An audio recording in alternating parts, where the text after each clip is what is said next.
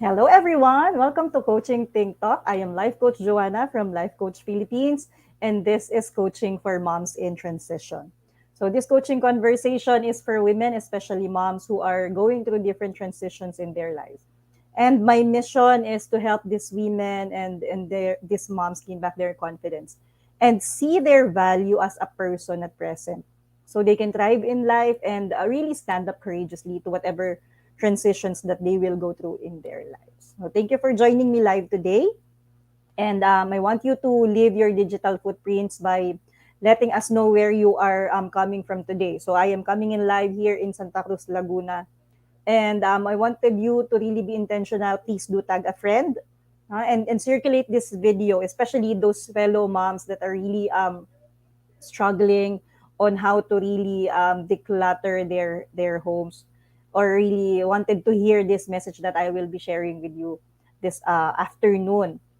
Okay, so you may also give some shout outs to fellow moms, to friends, to fellow teachers who might be needing to hear this at this moment. So if you are watching this on a replay, please do comment hashtag replay. And I am streaming live by FB page of Life Coach Philippines and also from YouTube YouTube channel of Coach AI-Connect. So if you are new to our platform, please like, follow, and subscribe. So again, good afternoon. I am Life Coach Joanna. So I wanted to introduce first myself and welcome to Coaching Think Talk. So I missed you last session. I wasn't able to really be here, but I am going to share to you this topic that is really very timely, especially most moms nowadays are at home and they have kids studying. So my conversation to you today is how to declutter or decluttering our mom space. So first, I wanted to introduce to you, okay, myself. So I am one of the coaches that are coming in live every day. So we show up at 10 a.m., 2 p.m., and at 4 p.m. So we have different topics that we have for our conversation, which are very inspirational and are very helpful that you can apply or you can use in everyday life. So I am also one of the scholar of Master Coach A's Coach A Tribe Speak, or the 6 steps to six-figure public speaking career that we had journeyed for almost for more than 20 weeks. So also I am a mental model collector. So the picture that you see there is one of the pictures that was taken when we had our fourth mental model masterclass. That's about the 21st century polymath. So again, I'm Life Coach Joanna. I am also a licensed professional teacher, and I worked for 11 years in a private school for boys in Quezon City. So after working for 11 years, I finally decided to let go of my career because of my kids. No, I let go of my career. I gave up my career because um, I find that it is really necessary. It is very important that I choose them over other things because we're really struggling during that time on looking for someone that would really help us so that we will be able to work because my husband's also working and I'm also working at home. So I finally let go of my career. And during that time, that was 2017, I am really looking for something that would really help us financially because deciding to really have that only one person that is bringing home something for the family is a struggle or is a challenge. So I venture into being a freelance makeup artist. So I took up certification as a freelance makeup artist, but it's not actually regular. So as you all know, the competition is really high during that time. No, it's not yet pandemic, and I am not yet that established, so I'm just a freelance makeup. I'm a freelance makeup artist. So it's not enough. I found that it's not enough. And then I ventured into becoming a freelancer. So I am currently working now as a social media manager and a general virtual assistant for a US client. So also I am a mom of three beautiful kids. So I have three daughters. My eldest is now 14, so she just had her birthday last October 11, and my second will be turning 11, and my youngest just turned 9. So our topic today is actually decluttering your mom space. So as you all know, when we are at home, no, when we are living with our family, most of the time our moms are called the queen of the house. Okay? So tayo yung mga reyna ng ating mga tahanan. And most of the time, tayo yung naapektuhan if our house is not clean, no? Ang daming clutter sa bahay. So pag nadidinig natin yung word na clutter, ano ba yung pumapasok sa isip natin? No, pag naririnig kasi natin yung declutter, ibig sabihin magliligpit ba tayo, magtatapon ba tayo? Okay? So let us define first, ano ba ibig sabihin talaga ng clutter? Okay? So before we continue, I wanted you also to be intentional. So this is what we always do whenever we have this conversation, whenever we have these classes, no? Just pick something that would really connect with you, that would really become your aha moment, and be a blessing in the in the digital world. So just post it on your social media feed, you see it on your story. So that hashtag pack my bag moment is something that really connected with you, or really became something that is um, worth sharing. So if ever you heard some quotes, some lines, some sentences that is really helpful to you, you might want to become intentional of sharing it as well, so that you will also be a blessing to others. So you can use the hashtag pack my bag moment, coaching, think talk, and moms in transition. So you'll be able to see what you have shared, what you have learned during this conversation. Okay, so let us define what is clutter.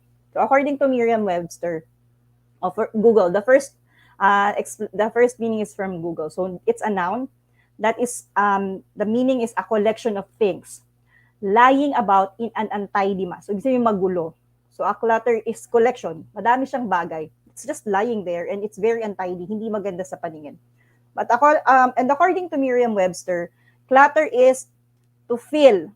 Okay, it's a transitive. It's used as a verb, no, in Merriam-Webster. To fill or cover with scattered or disordered things that impede movement or reduce effectiveness. So kay Miriam naman, ginamit naman siya as a verb. Yung clutter daw is yung nag-iipon ka, okay, pinupuno mo, nagpupuno ka ng mga bagay na hindi nakaayos, or things that are scattered, things that are disordered, and it impedes. When it say impedes, pinipigilan niya, nakakapigil siya sa pagkilos mo, okay, it reduces your effectiveness as a person. So those are definition of clutter. And one of the blog that was written by Sarah, okay, she mentioned that there are two types of clutter that we experience as moms. So bilang mga nanay and also other people, marami tayong na-experience na clutter sa buhay natin, but it was trimmed down into just two in this blog that was written. So the first one is the everyday clutter, and the second one is the accumulated clutter. So from the word itself, okay, ano ba ibig sabihin daw ng everyday clutter? Okay, pag sinabing everyday clutter, it includes this stuff that you use regularly every day. Okay, usually every day. Okay, and that ends up sitting out and driving you crazy until you have that time to put it away. So as for me, of course, that's laundry, no? Mga gamit sa bahay, yung mga, especially yung mga moms naman that they have kids, they have toddlers, those includes toys. Ano pa? It includes dishes that are not yet washed. Okay, school supplies now that our kids are studying at home. So those are everyday clutters. It also includes supplies, your own supplies, no, personal, if you're into arts and crafts. So those are everyday clutters. Okay, another are shopping bags. No, whenever you have grocery and you don't have time to really clean that up because you're going to cook. Okay, so you just crumple it and then put it on some place, and then and then you forgot about it, and then later on you'll get another bag. So hindi mo na naalala yung bag na nilagay mo doon, kumuha ka na ng bago. So those are everyday clutter. Okay? If you can share, no, what everyday clutter are you experiencing at this moment? Put it on the comment section below so that other people may also see. So most of the time kasi hindi siya sa atin everyday clutter. No, sa ibang tao yung everyday clutter natin, accumulated clutter na. May mga taong ganoon eh. So namamanage kasi nila ng maayos yung clutter nila. So kapag nakakita sila ng mga ganitong bagay, hindi na siya everyday clutter. So medyo nakaka-apekto na yan sa kanila. So first, I'd like to greet those who are joining us live. Hello, Coach Tin. Thank you for joining me live today. Coach Rizel, yan. Yan, my sister Joy, thank you for joining me also this afternoon. Thank you for tagging your friends. No, just share this video. This is very helpful, especially nowadays. Ang hirap mag-declutter, no? So you might find this conversation very helpful. So another type is the accumulated clutter. So ano ba yung accumulated clutter? Kung yung everyday clutter, ito yung araw-araw natin na na-experience, no? Ito yung hindi natin naiiwasan kasi talagang liligpitin talaga natin siya. Okay? Yung everyday, yung accumulated clutter, these are the things that are actually hanging in your closet, no? Example niyan, mga damit na hindi mo na sinusuot, na feeling mo magagamit mo pa siya, okay, after some years, no? That's what happened during the pandemic. When pandemic hits, most of us really experience those things. Lalo yung mga nag-office, na hindi na nag-office, nag-work from home na lang. So, may mga ganong nangyari, no? Or ano pa yung example nito? Another example are photos that are tossed haphazardly into boxes. Ngayon kasi digital na. But before, no, when we use this, nung mga nadidevelop pa yung mga pictures, no, nung mga pwede pa yung mga nagpapa-develop ng film. So nakaipon siya, no? Naiipon yan, accumulated clutter din yan. Although these things are sentimental, they have value, they have memories in it, no? It's actually gathering dust, no? Nag-accumulate lang yun, nag-iipon lang siya literally ng dumi, no? Other things naman sa kitchen. Ako talaga guilty ako dito. Because when we before we moved here in Santa Cruz, Laguna, ang tawag sa akin ng asawa ko ay basurera. No? Kasi I am really that person who would really keep. Sabi ko kasi magagamit pa natin 'yan. No? Pwede pa natin magamit 'yan. Mare-recycle ko pa 'yan. But in the long run, because I became busy, I was able to work, hindi rin siya nagamit. So, when we moved, ang dami kong nilet go. So, yun pala yung accumulated clutter. Okay, yun yung accumulated, naipon mo siya over time. Hindi mo na siya ginagamit, but because, no, sa tingin mo, pag naayos mo siya, pag na-organize mo siya, at nilagyan mo siya ng label kung ano ba yung nakalagay dito, at inilagay mo siya sa isang storage, so feeling mo hindi na siya clutter, but in reality, it's still a clutter. Okay, kalat pa din siya. Okay. Meron kasi there's an emotional attachment that is involved. So later on, I will discuss to you about that. No, sometimes we are afraid to let go of this clutter because it was a gift. No, we spend a lot of money on it. Okay, there's a memory attached to it, as I have mentioned, and we felt that if we let go of these things, no, we let go of the person, or we let go of the friendship, we let go of the memory. Okay, so if you are that person, you're having this hard thing to deal with it, this conversation is actually for you. Okay? So, most often, we trick ourselves, no? Into not really, as I have mentioned, tinitrick natin yung sarili natin, hindi to kalat, ayusin ko lang siya, ilalagay ko lang siya ng maayos. At pag naayos ko na siya, taligbilan ko na siya, ilalagay ko siya sa taas, or I'm going to put it on a certain area at my house where it will not be touched, no? At hindi na siya clutter. Okay? Always remember our definition that clutter are things lying about in an untidy mass. So, kahit na maayos siya, okay, nailagay mo siya ng maayos doon, still, if you stack it neatly, okay, at nakaayos pa rin siya, hindi mo naman kasi siya nagagamit, it's still considered a clutter. So, ano ba yung ginagawa ni clutter sa brain natin? Okay? So, many of us, I'm sure you are familiar with Marie Kondo, no?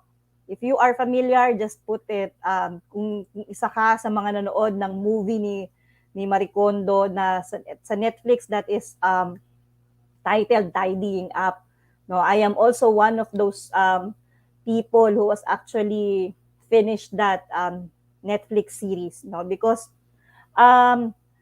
it's actually something that inspired most of us, no, during that time, nung mga panahon na nasa bahay na lang tayo. But actually, what can clutter do to our brain? So clutter can affect our anxiety levels. No, it can affect our sleep, it can affect our ability ability to focus. Okay? So, based on my experience, ano man yun, hindi ako makatulog kapag madami ako nakikitang kalat, hindi ako makapagtrabaho ng maayos pag madami ako nakikitang kalat. Nasistress ako pag marami ako nakikitang kalat, nag-iingay ako, kasi I am actually that, nag-iingay ako, nagdadaldal ako sa mga anak ko, pag ang dami ko nakikitang kalat, and it's not healthy. Hindi siya maganda for me, for my relationship, no? Hindi siya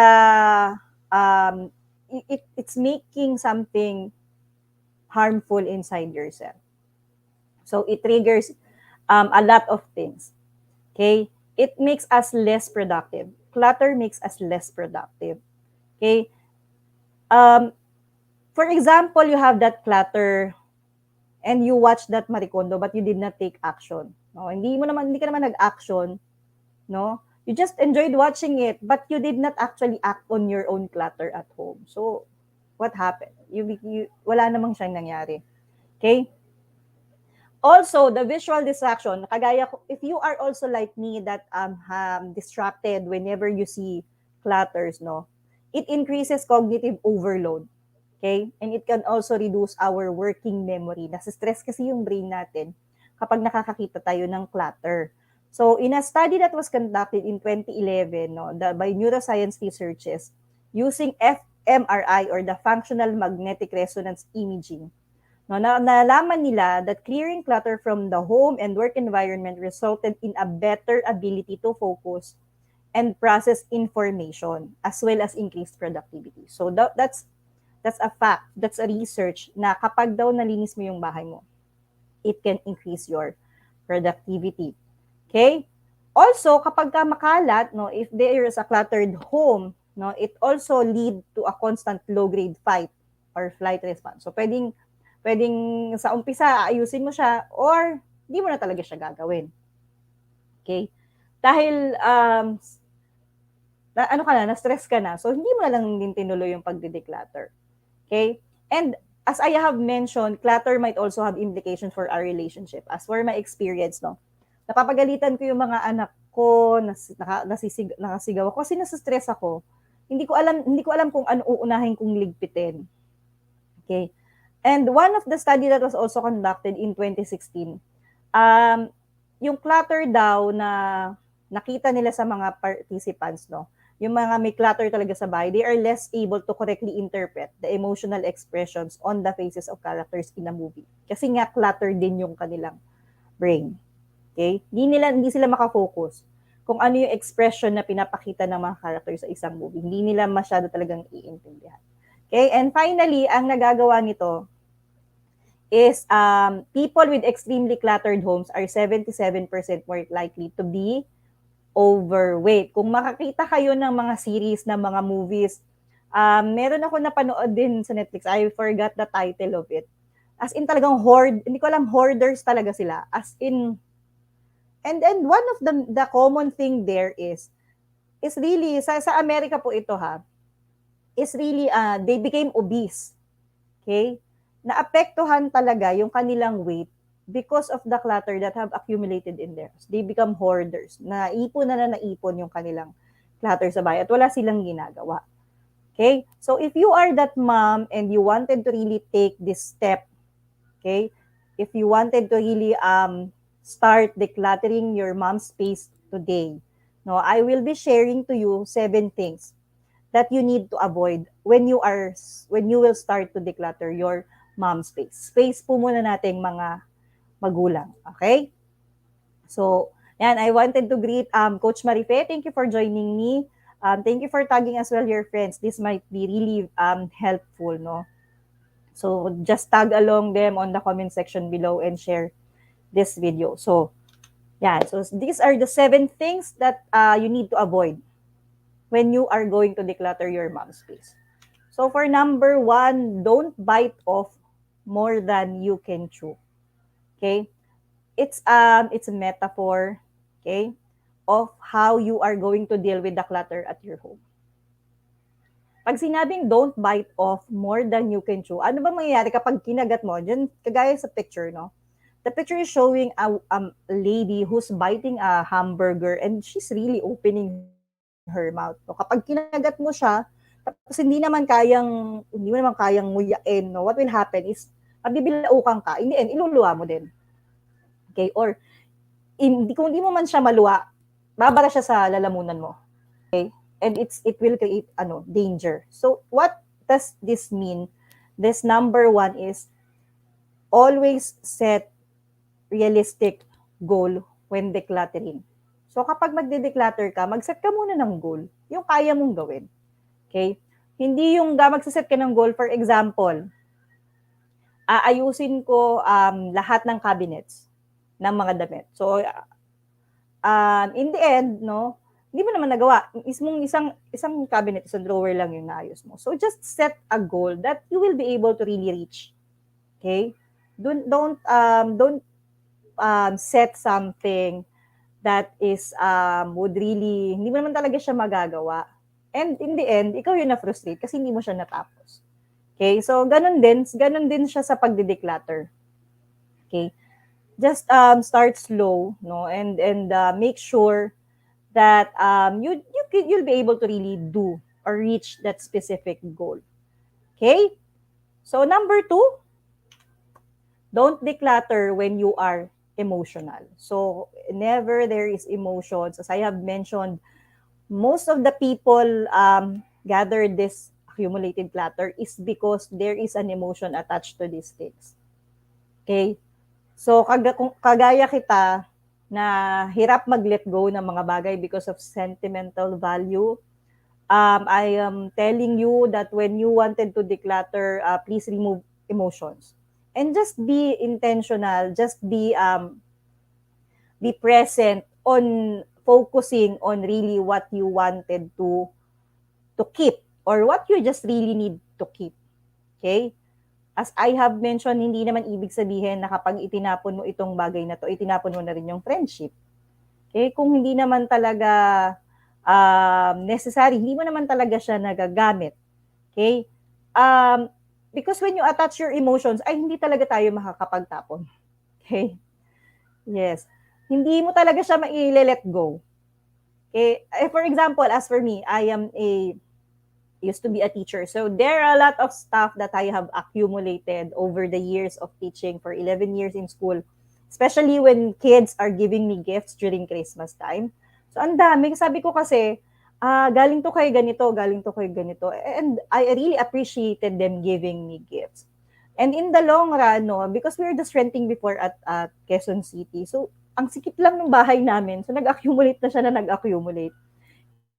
And when you have these small kids, hindi siya advisable na madami ka talagang gamit. Kasi nga mag-accumulate siya ng alikabok. Especially my youngest, she has asthma. So, hindi pwede talaga yung ganun. Okay, so, I started actually accepting, no, na hindi ko kailangan. Hindi naman magagalit siguro yung mga estudyante ko if I will let go of this, no.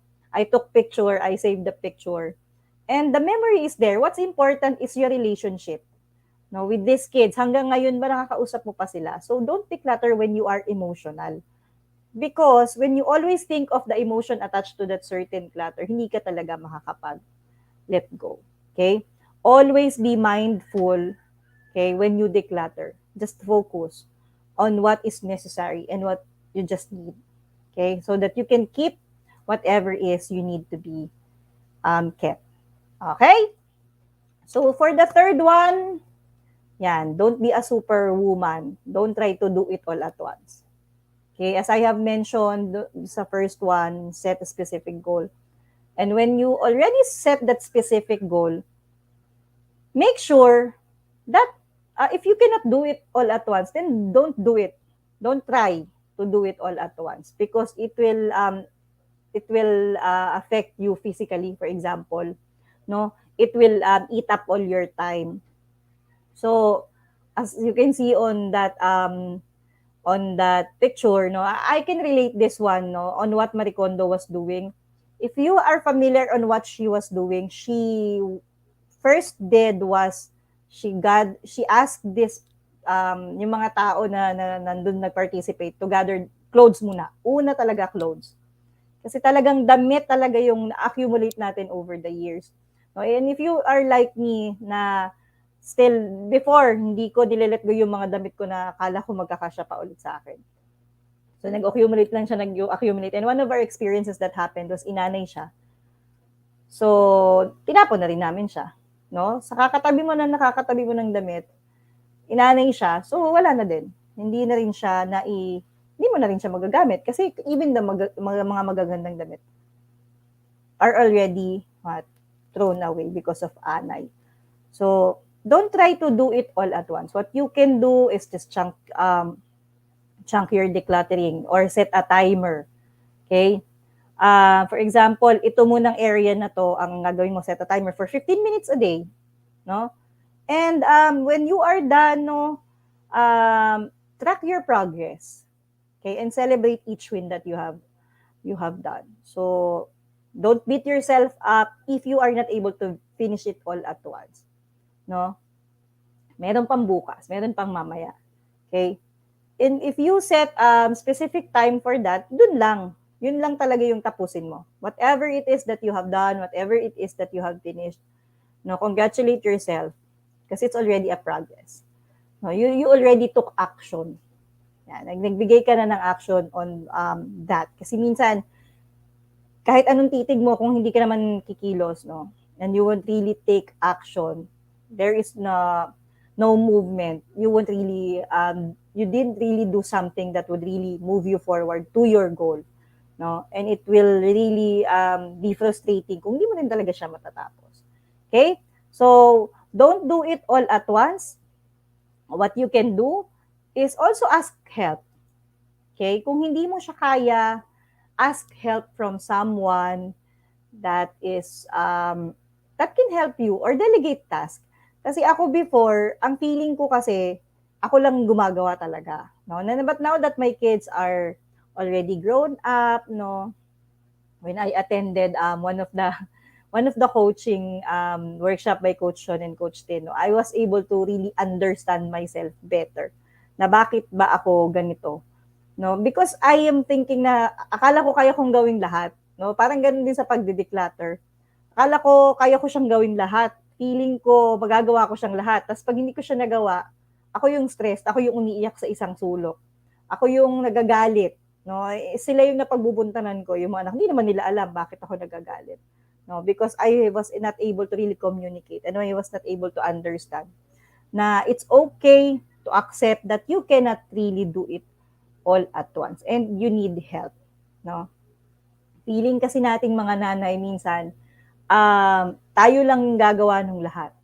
But why don't you try? Why don't you try delegating these things para naman gumaan din yung mga ginagawa natin sa bahay. Okay? So for number 4, don't buy storage and fixtures first. Okay? I know you're familiar with this group, Homebody. So if you are also part of that group, no, kaway-kaway sa mga kasama natin that are also part of that community as well. Because being in that community helped me to be inspired.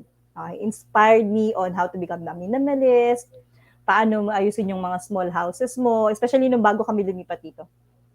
I was already looking on that community that would really help me, no?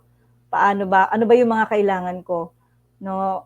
But I have realized as well when I became a life coach, no, that first you just really need to organize yourself. Or parang ganun din sa pagde-declutter ng mga gamit sa bahay. I-organize mo muna bago ka bumili ng storage at mga fixtures. Kasi hindi mo pa makikita kung saan siya appropriate, kung saan mo siya ilalagay. Okay? Unless you already have, napilian mo na siya in layman's terms, napilian mo na yung mga bagay.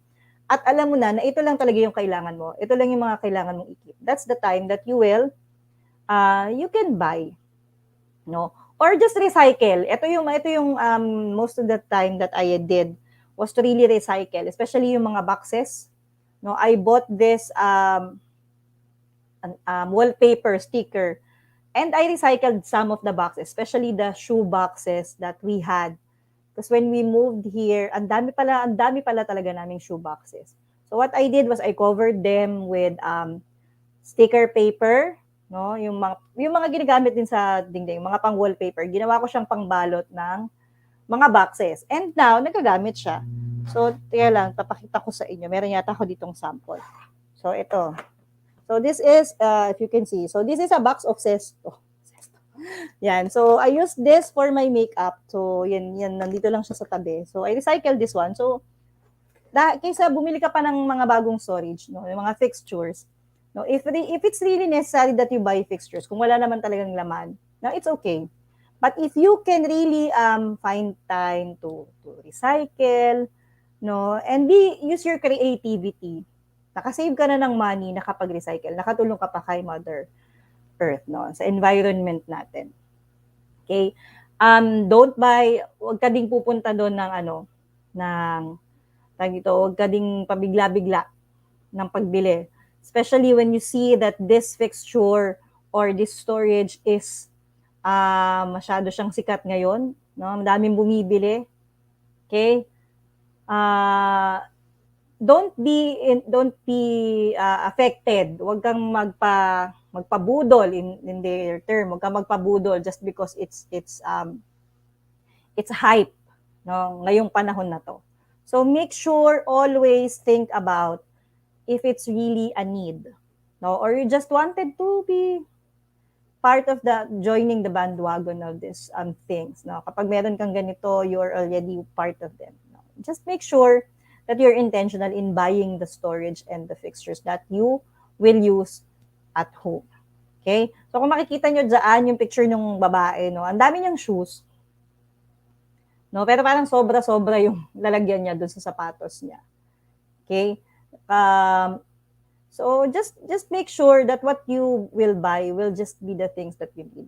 Okay? Or may paglalagyan na siya. Okay? And sabi ko nga, if pwede ka naman mag-recycle, then recycle things. Okay? Yan. And for number 5, don't think that decluttering is a one-done thing. So, feeling natin, no, when we are done with this decluttering and we are done cleaning all the things that we have set goals on, tapos na, okay na, success na, no? No, it's not actually a one-done thing.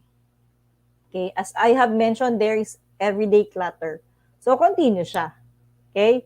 Tuloy-tuloy pa din yung ating decluttering. No, in this case, yung mga everyday clutter kasi natin, once you are able to really organize them, o nag-set ka na talaga ng specific place nila, or you have already created a certain habit on how you're going to clean it up, itong mga bagay na to. Okay, meron ka ng specific time, may specific date ka na kung kailan mo gagawin tong bagay na to or pagde-declutter na to. No? Mas magiging madali siya. Okay, although we will still experience, pero yung decluttering will just be easier for you. Will just, madali na siya. Madali na siyang gawin. Hindi ka na mahihirapan kasi alam mo na kung saan talaga to ilalagay, no? And I wanted to inform you, no, hindi lahat, no, kahit yung mga minimalist na mga tao, they still experience this. Na-experience pa rin nila na kailangan nilang mag-declutter. Na hindi din sila excuse sa mga kagaya natin, kagaya ko, na hoarder before. So I am working on these things. That's why I wanted to share to you this topic because this is also what I am experiencing. And it's really helping me a lot. No? Nakakatulong talaga ng malaki itong pagde-declutter sa akin, especially sa akin. Okay? So, yeah, don't think na pagtapos na, no, yun, as I have mentioned, don't think na okay na, you will just stop, no, hindi ka na maglilinis ulit kasi nakaayos na yung mga bagay-bagay, no. Always remember that there is an everyday clutter. You might already have settled the accumulated clutter. Medyo organize mo na siya. But the everyday clutter is always there. So just make it a habit to just be intentional na if you don't need it, then donate it or just give it to someone who really needs it. No, pag di mo kailangan at the moment, and it will just add up to dust, no, magpapasikip lang siya sa area mo, no, then be intentional of letting that go. Okay, so this will be connected to the next thing that you need to avoid. Don't keep things just in case.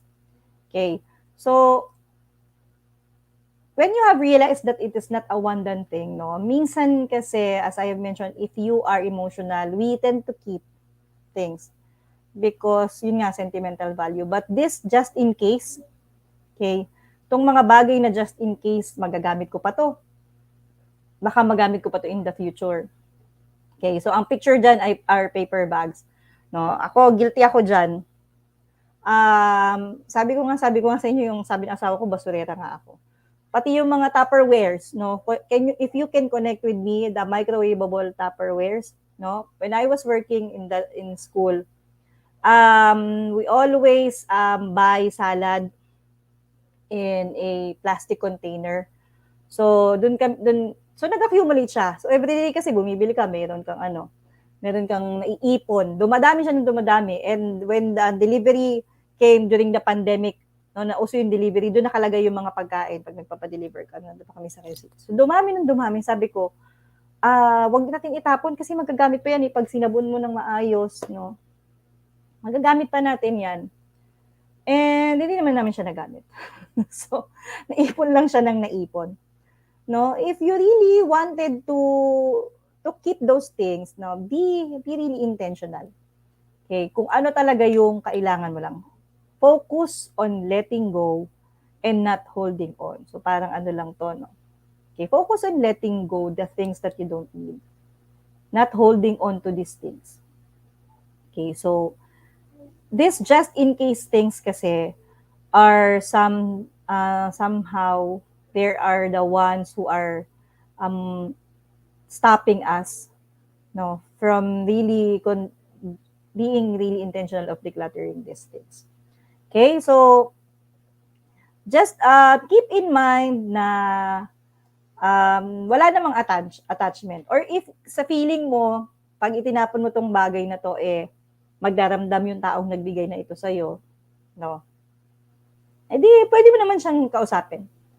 No, kaya ba nagregalo siya ng isang bagay na sa tingin mo na hindi mo na siya magagamit. You just ask.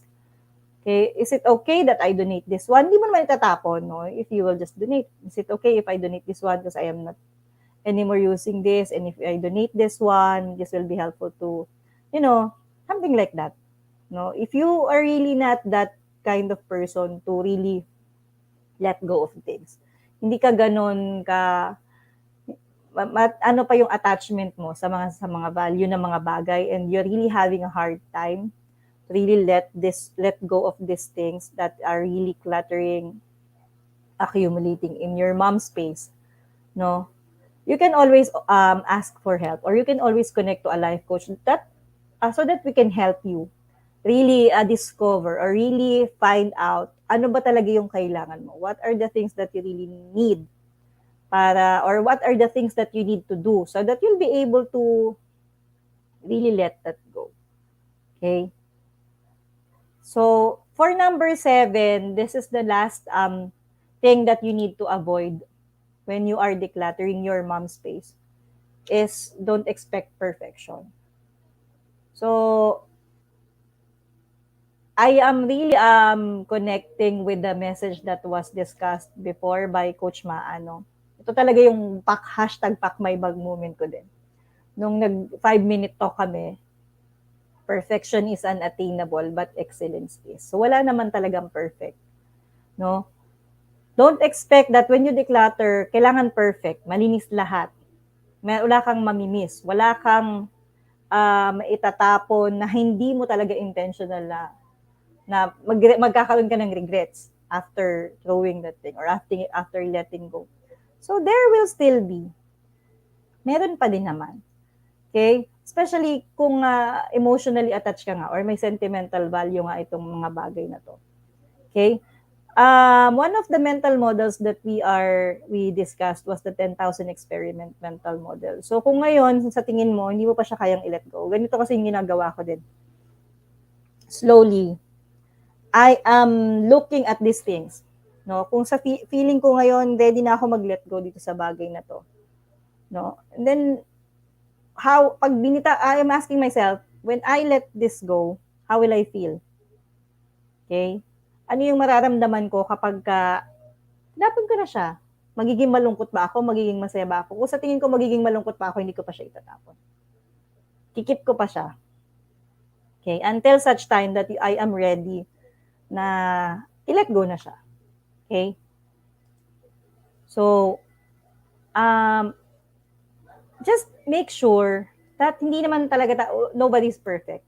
No, si God lang po ang perfect. Okay? So, as I have mentioned, yung 10,000 experiment mental model rule is what I applied, especially when I declutter. Kasi nga, I am that one person who's really holding on to something that is sentimental over things. Ano yung value ko sa mga bagay. Kaya hindi rin ako makapag-let go before. No, but when I realized na yun nga, hindi na nagsasalita yung asawa ko na talagang naiipon lang siya. And nag-accumulate talaga siya ng alikabok, literally. No? And it's really affecting the health of our daughter kasi nga may asthma. So kailangan talaga namin maglinis. Lahat linisin. No? And you must come to that point in your life that you will really realize na hindi na talaga dapat. No? Hindi na talaga siya helpful. Okay? Mentally, you are also affected by this clutter. As I have mentioned, bakit ba? As I have mentioned before, ano ba yung ginagawa ng clutter? Sabihin, totoo yun. No? It affects our physical and our mental health. No? So, as I have mentioned, kung hindi ka pa ready, then take it slow. Okay? Or if you need help, you might want to talk to a life coach, connect with us, have a conversation. Or you can text Coach Rizel at 0917-586-1661. So just be open. Or if you want to connect with me, I'm going to be sharing to you my account as well. Okay, so those are the things that you need to avoid when you declutter. Even if you Google, madami pa po, but these are the things that I have actually experienced. And I am actually applying this one to myself. Now, I'm still in the process of really finally being able to say that I have been able to manage how to declutter my mom space. So if you can connect with what I have mentioned, no, just put in the chat box, what have you experienced? And what's stopping you to really starting to declutter your mom space? How are you? How's your relationship?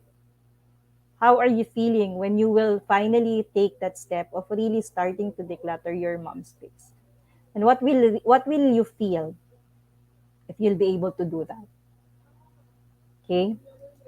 So, yeah, hello Coach Lynn. Thank you for joining me. So, I wanted to share this quote to you. So, clutter isn't just the stuff in your closet. It's anything that gets between you and the life that you want to be living. So, if you wanted to really live your life, then maybe it's time for you to really declutter your space. Who are the people in your space? Who are the people that you allow in your space? In your mom space. Okay? Are these people helping you to really reach that goal? Are they really there to support you reach your goal? Okay? So maybe it's time for you to really just take a look on all the clutter that you need to really let go so that you'll be able to really reach that thing or you really reach that goal in your life so that you'll be able to really live the life that you want for yourself, for your family. Okay? So I wanted to invite you on this coaching program. So this is a courageous living program. So no matter who we are, we cannot escape life's difficulties or the clutters that we have in our life. And facing all of this is part of us, part of being human. Okay, so these challenges, this clutter that we are experiencing are some factors that are sometimes way beyond our control. Okay? We may not be able to manage this. We may not be able to really face it. Okay, but I'm sure that we can courageously face this. No? So I am inviting you because this coaching program will help you with the practical strategies to be to help you become more resilient and cope up better with the obstacles that you face on your life's journey. Okay, and it will also give you the push that you need to really break through from challenges, okay, in the pursuit of opportunities and develop a greater sense of overall well-being, happiness, and fulfillment. So having a decluttered life, okay. Finally, by reflecting on good experiences in life, you'll be able to develop a healthy and positive way of processing things in life. Okay, so this coaching program will start on November 6th until December 11th. So let's start to live, no, the way that we wanted by really finding that courage to start decluttering our space, decluttering our mom space. Okay, so join me as we journey to becoming a beautifully brave version of ourselves. Okay, with just an investment of 10,000 pesos, I'm encouraging you to really journey with me. Okay, and let us be brave, not just for our family, but for ourselves. Okay, so there. So if you wanted to connect with me, my details are there. No, you can contact me at 0945874787 Send me an email at coachjoannaflores@gmail.com or connect with me at Facebook via Coach Joanna or Macy Cero. Okay, so these are also my page, now my personal page and my coaching page. So let's stay connected. Let's have a conversation. And really, if you wanted to talk about no, more about this topic, declutter, or anything that you can connect with me, just send me a message. Okay? So I wanted to invite you. Okay, as I have mentioned, I am part of the public speaking scholars of Master Coach A, and as continuous service that we give, no, we have this 5 minute talk club because we wanted you to also experience to really break free from that fear of speaking in public or end that glossophobia and be able to really share your message. So I'm encouraging you to attend or be part of our Facebook group, the 5 minute talk club. There is power in 5 minutes. Okay? You will be able to share your own message in just 5 minutes. Okay? So we have journeyed for 20 weeks and we will able to really create a powerful message. So if you wanted to take a look at all what we did in a 5 minute talk club, no, just visit our group, join them, and then watch these fellow coaches. We also have VIPs who already shared their message and became an inspiration to other people as well. Okay, you might be that one person who wanted also to share your message because there is always someone who will listen to you. Okay. So if you are also there in Pasig or in Metro Manila, if you are near Pioneer Center, so I wanted to invite you to visit the Cup Coffee Republic. This is the home of certified life coaches in the Philippines. Um, so they offer a lot of a variety of food and healthy choices. No? Or if you just wanted some place to just visit, sit down, reflect on something, free your mind of all the clutters that you are thinking, talk to someone. No, all of the people there are certified life coaches.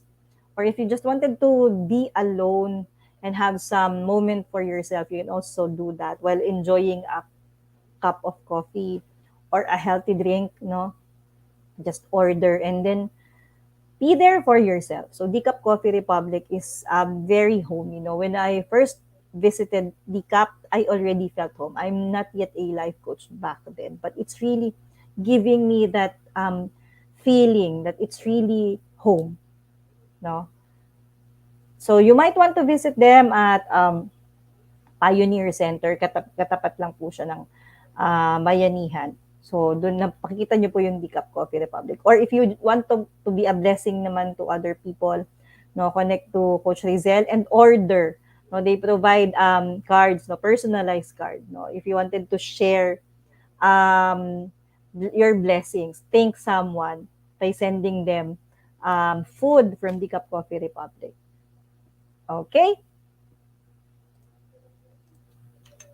Okay, so as I end this conversation, let me invite you to be part of what we are doing as an organization, okay, of professional life coach. So as I have mentioned, I am a mental model collector, and what you see there, the green card there is the Be Learning e-card, okay? If you are not yet one of us, you are missing all the perks that we enjoy today. So this is the best time for you to really take action and connect to Coach Rizel at 0917-586-1661. So the mental model that I have mentioned, I learned from this one. No? The Be Learning Society is the tent maker of the Be Learning Homes for mental fitness. Okay, and also there are perks that comes with that green card. So you can enjoy 5% food and beverage discount from DCAP, no, as I have mentioned before. Okay, and you can also get a full access to mental model masterclass, just what I have mentioned, 10,000 experiment rule. So you can get an access of that is happening every fourth Saturday of the month. Plus, you get the benefit of the 90-minute free coaching session with senior coaches from Life Coach Philippines. So, the next master class will be on October 30. So, that will be about the thought leadership mental model mastery. Yan. So, learn the thought leadership mental model and discover how to become a 21st century knowledge entrepreneur. So, this is I'm very excited to attend this 21st century knowledge entrepreneur and this mental model mastery class. Okay, so what are you waiting for? Connect to Coach Rizel now at 0917-586-1661. So also this one, okay? So for individuals who wanted to embark on a journey of becoming a certified life coach, no? Master Coach A now offers co-actively co-create life coach certification program that is also happening at the moment. No, this is a CPD accredited course with 40 credit units. Batch 4 is now undergoing this today. So CPD is all about learning new things or refreshing your knowledge by doing new things. And this is what makes CACC Life Coach Certification Program the perfect track for your continuing professional development.